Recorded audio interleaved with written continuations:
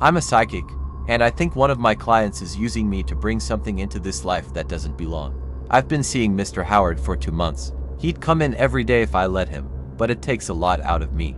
Too much. He creeps me out. I want to stop seeing him, but the money he pays is ridiculous. Times are hard.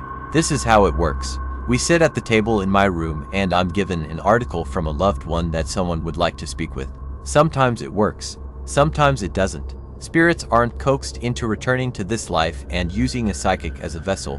It's more like a trap I have to set. Once I have a hold of them, they are able to use my eyes and my voice. Nothing else. I won't allow that. I have a timer. 4 minutes is all they get.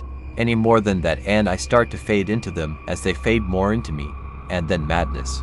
I'm not present for the conversations. I'm in a dark corner of my mind until the timer goes off. My body is trained to wake my mind.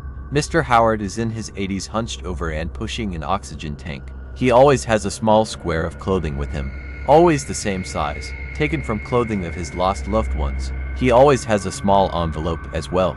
Since he's been coming in, things have been happening to me. Bouts of sickness, bruises that come out of nowhere, and I'll hear things. Evil things. Last time, it looked as though he tried to tamper with my timer while I was under. I shouldn't see him anymore, but like I said, times are hard. I've set up a camera this time, mounted discreetly on the ceiling and pointing down at the table. I have to know who he's talking to beyond the 9 names he's already given me. I think he's been lying to me, using me to try and bring something terrible into our world. He hands me a flannel square and says the name, Christopher. I hold it and close my eyes. I find the spirit that feels right and grab hold of it. I hit the timer. The next 4 minutes are black. The alarm goes off.